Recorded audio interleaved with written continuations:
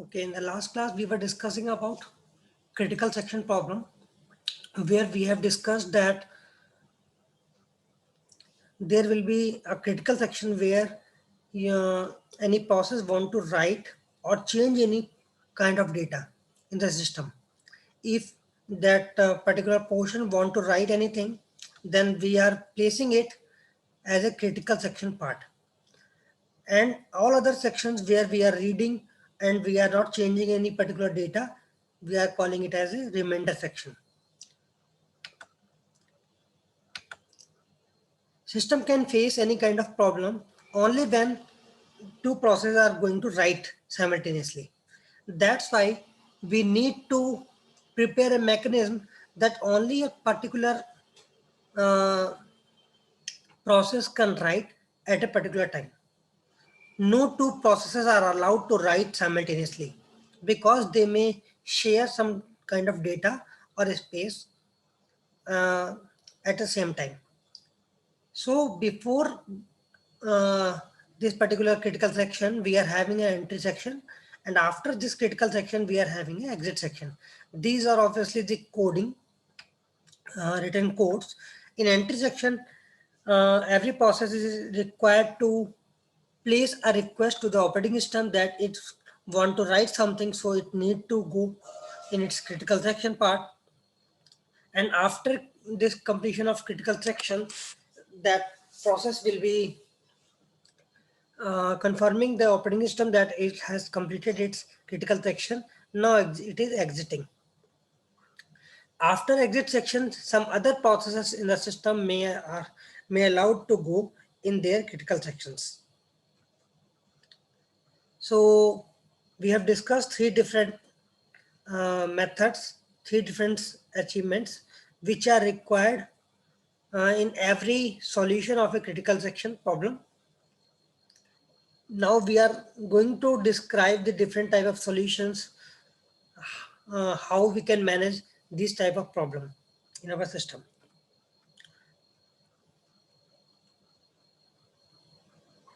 First one is interrupt based solution. In entry section, disable interrupts. In exit section, enable interrupts. Will this solve the problem? Why it is so? Suppose there are two different processes, P1 and P2. P1 is going in the entry section. P1 is running its critical section part. So P2 will have to wait. When P1 will be finishing its critical section, then it will enable the interrupt and P2 can go in its critical section. What if the critical section is code that runs for an hour? Can some process starve, never enter their critical section? That may happen. What if there are two CPUs? Two CPUs means two processes can run simultaneously. Two critical section can run simultaneously or not? No, critical section part should be running in only one process. No more than one process is allowed to go in its critical section. Now, this software solution one. We are having so many different type of software solutions for critical section problem. Software solution means you are writing a particular code. Two process solution. If we are having only two processes in the system, then only it will work. Assume that the load and store machine language instructions are atomic, that is, cannot be interrupted. Means if we are using load operation or a store operation, it will run then only. It is not having so many instructions within load and store. It can be executed at a time. The two processes share one variable, turn. In both the processes, suppose P1 and P2 two processes are there, one variable is there, that is turn. Turn will be common, shareable in both the processes. Turn is a variable of type int. Okay, turn is a common variable which can be used within P1 and P2 both. The variable turn indicates whose turn is to enter the critical section. Okay, turn will decide who is going to run its critical section. The value of turn will decide. Initially, the value of turn is 1. Initially, the value of turn is 1. Now, let's see. In both the processes, algorithm for process PI, P1 and P2 both, this particular code will be running inside both the processes. What is it? While true, turn equal to I, while turn is equal to J, it will have to wait critical section, then turn equal to J, then remainder section. Now, suppose we are talking about process P1. Now we are defining a code for process P1. While a while loop will be there, then turn equal to 1, because we are talking about process P1. Then we will check while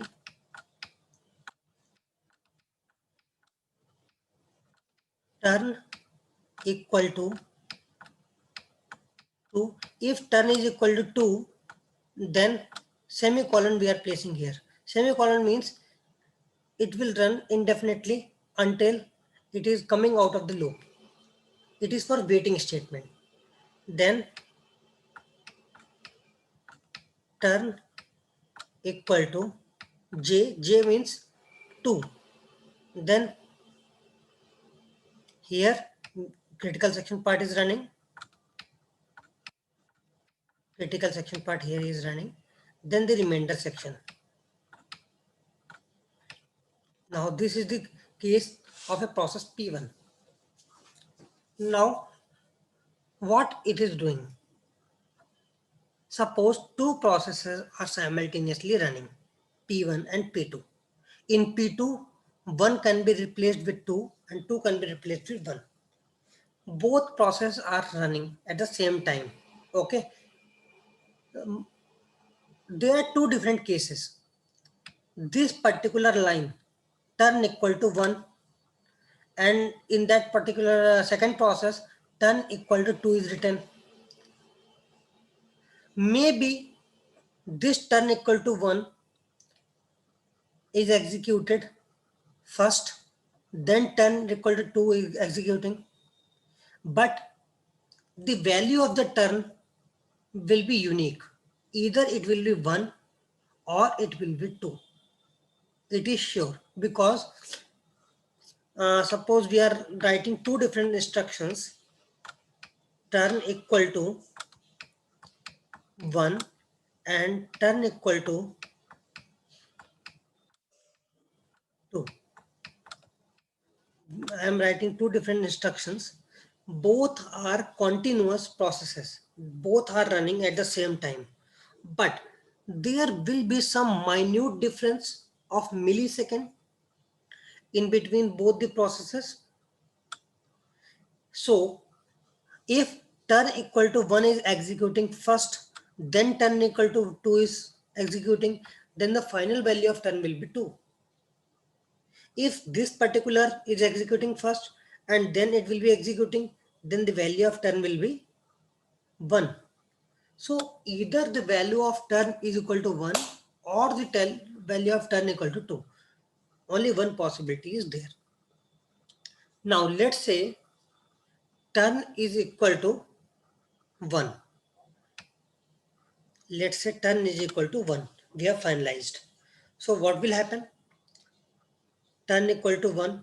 Okay. It has already executed. Now it will check while turn is equal to 2. No, turn is not equal to 2. Turn is equal to 1. So this while loop will not work. And process P1 will go into its critical section. Process P1 will be entering its critical section. At the same time, in process P2, in while condition, what is written? In while condition, it is written that turn is equal to 1. Yes, turn is equal to 1. So in P2 process, this while loop will be running indefinitely and P2 will not able to execute its critical section. P1 is executing its critical section and P2 is stuck in the while loop. Now, after completion of this critical section in P1, it will change the value of turn to 2. Now the value of turn equal to 2. In P2, in process P2, this while loop will break. Why?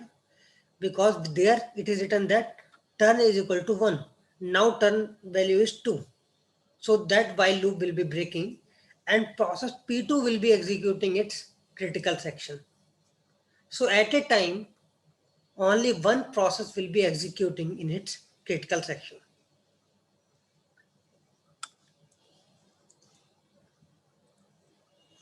Correction of the software solution.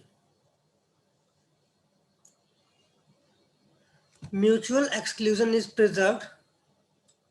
Okay, only one process at a time is running in its critical section. Pi enters critical section if and only if turn equal to I. Process P1 will enter into critical section if turn equal to 1. Process P2 will enter its critical section if turn equal to 2. And turn cannot be both 0 and 1 or 1 and 2 at the same time because turn variable is common to both of them. Mutual exclusion, first condition is satisfied. We are required to check these three conditions. These three conditions should be verified in every solution.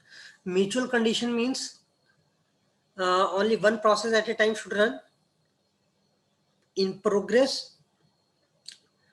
if no process is running its critical section, then any one of the processes who are waiting for the turn may allowed to run in its critical section. Then bounded waiting, you cannot uh, put a process in waiting state for a indefinite time. After a certain period of time, you have to assign the other process to execute. Now we are checking these three conditions. First condition is checked, only one process is allowed at a time. What about the process requirement? Progress requirement. That is second condition. If process 1 wants to enter the critical section and process 2 is not interested in entering the critical section, can process 1 enter? If process 1 wants to enter the critical section and process 2 is not interested in entering the critical section, can process 1 enter? No. Here it is not true. Only process 1 is there. Process 2, forget about process 2. Process 2 doesn't want to enter its critical section. But after completion of this critical section, process P1 will change the value of turn to 2. After this remainder section, this while loop will again work. You are setting the turn equal to 1 again. Yes, you are setting the turn equal to 1 again. That means now this condition is again false. You are going to critical section. In this way, you can run your critical section again. If other processes are not there, you can run your own process again and again. What about bounded waiting requirement? Bounded waiting requirement means uh, after how much time that process must be coming back in the system. They are alternate. After process P1, process P2 will be coming. After process P2, process P3 will be coming. So one after another processes are changing. So bounded waiting requirement is completed here. Now Peterson solution. Peterson solution is same as the hardware solution. This is also a two process solution when we are having only two processes. Assume that the load and store machine language instructions are atomic, that is cannot be interrupted. Means if load instruction and store instructions are working, you cannot interrupt these instructions. The two processes share two variables, in turn boolean flag. Here we are sharing two different things. In similar way, the variable turn indicates whose turn it is to enter the critical section. The flag array is used to indicate if a process is ready to enter the critical section or not. Here we are using a flag array. Flag array means if process is interested to go its critical section, then it will be true. If it is false, then it means process is not going to critical section. Process is not interested. In the similar way, this is the code for Peterson solution, where in every process we are writing a code for process P1, that is for PI. First, you are writing flag I equal to true. That means that process is required to go its critical section. Then you are changing the turn equal to J. You are allowing the other process to go in its critical section if it want to, while flag J and turn equal to J, it has to wait. If other process want to go in its critical section and the turn is also for that particular process, then this process should have to wait. Otherwise, flag I is equal to false, it will run its critical section. All the mechanism is same, but here we are using the concept of a flag. Flag means just to indicate whether that particular process want to go in its critical section or not. If we are checking the correctness of the Peterson solution, mutual exclusion is preserved. PI enters critical section only if flag J is equal to false or turn equal to I. Process requirement is satisfied and bounded waiting requirement is met. All the other requirements are verified here. What is the problem? This solution works for two processes only. If there are three processes or more than two processes, then this solution will not work. What about modifying it to handle 10 processes? If you want to modify the same, solution requires busy waiting. Busy waiting means, as in the last slides, here you can say a while loop is there. In this while loop, your system is doing the task again and again, checking the while loop. It is not working. It is not doing any important work, but system is busy in while loop. That is known as busy waiting. It is waiting and system is busy. So solution requires busy waiting. Processes waste CPU cycles to ask if they can enter the critical section. Processor is busy, CPU is completely busy while using this waiting. So your processor should not be used at that time. That is not that much important.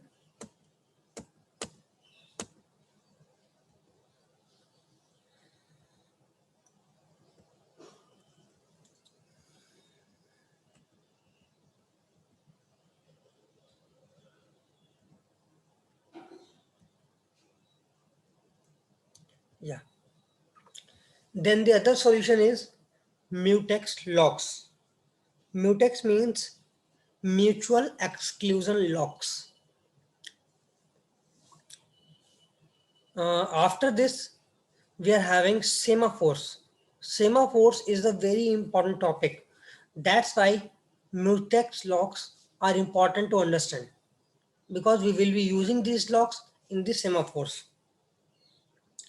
Previous solutions are complicated and generally inaccessible to application programmers.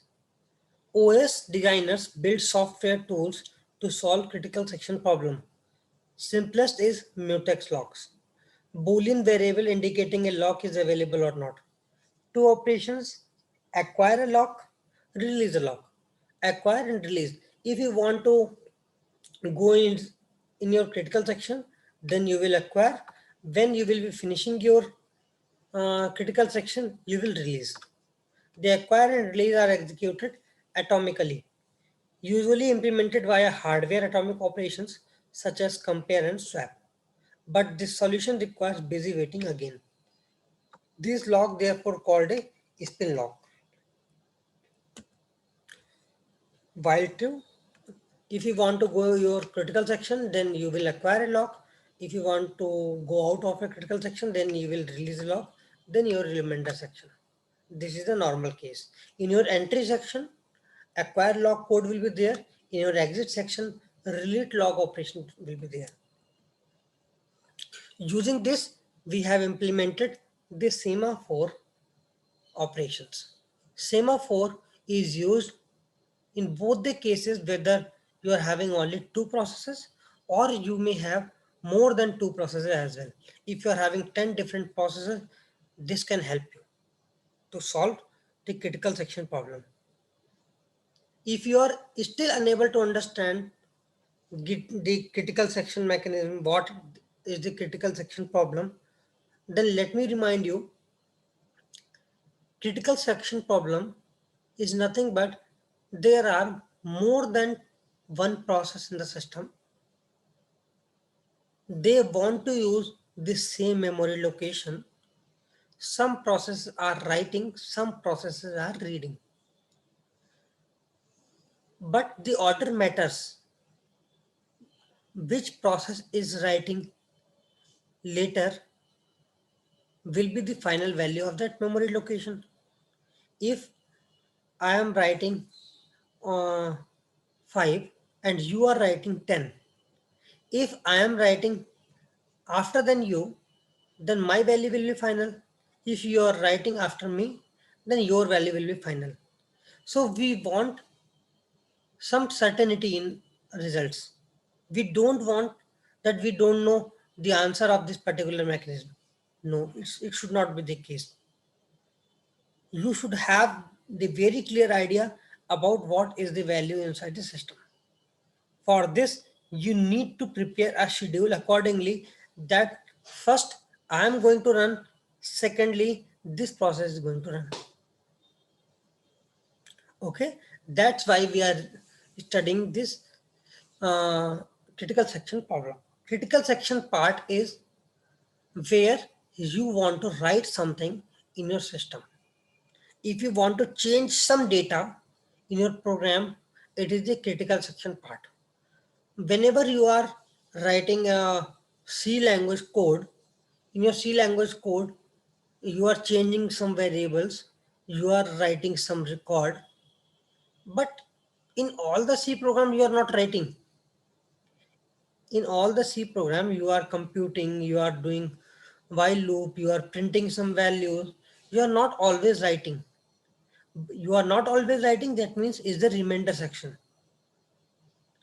If you are writing something, you are changing some values, that is the remainder, that is the critical section. So we are not allowing more than one process at a time to go in its critical section or to write simultaneously. We are not allowing two or more processes to run simultaneously. They can run, but they can run their remainder section. They cannot write the same critical section simultaneously. So semaphore is a synchronization tool that provides more sophisticated ways than mutex locks for processors to synchronize their activities. Semaphore S is an integer variable. Semaphore, uh, one can ask you a question, what is semaphore? Is it a hardware? Is it a software? It's a software. Don't worry about it. It's a software Semaphore is nothing but a normal variable, normal integer variable. Okay. It can only be accessed via two individual atomic operations, wait and signal. Wait is known as P, signal is known as V. There are two operations, wait and signal. That semaphore can be accessed, can be changed with the help of these two operations only. These are the two functions you can say. Now the definition of wait and wait operation.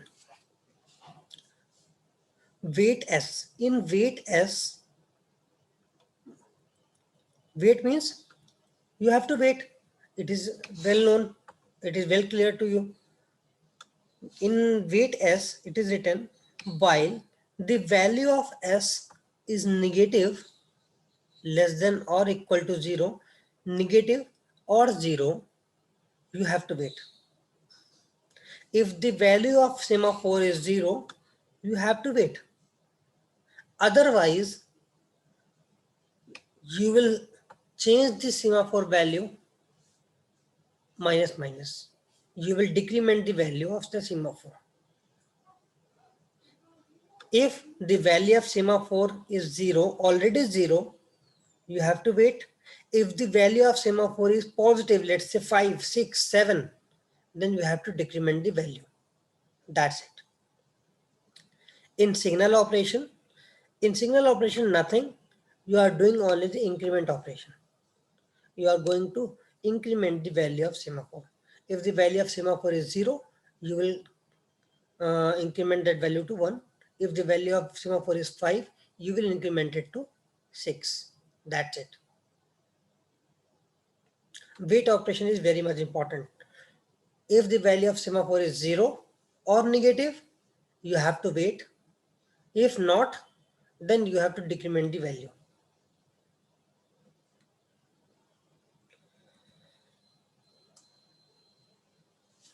Now there are two types of semaphore.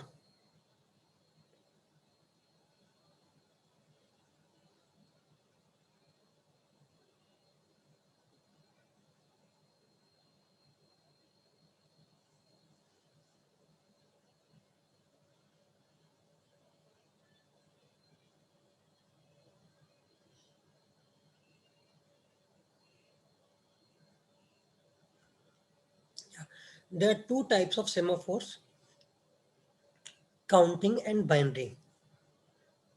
Counting means semaphore can have any value, 4, 5, 10, 20, 100. Integer value can range over an unrestricted domain. Any value semaphore can have. Binary semaphore means integer value can range only between 0 and 1. It may have only two values, either 0 or 1. It will be similar to mutex locks. In that case, if the value of is 0 and 1, you can manage only two processes. If you want to manage more than two processes, then you will be using counting semaphore. Okay, there is no more than this difference is between the values only. If the semaphore is having more than 0 and 1 values, so you can say it is counting, otherwise it will be bounding. It can implement a counting semaphore as using binary semaphore.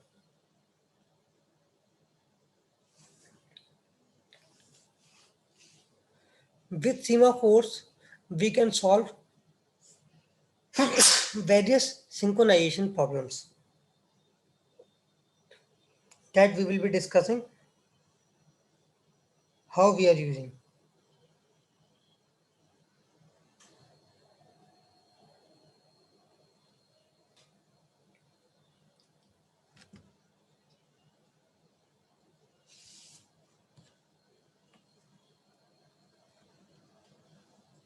I think we will be discussing this in the next class. That's enough for now. Today I am stopping here. I am not feeling that much well. That's why I have rescheduled my lecture.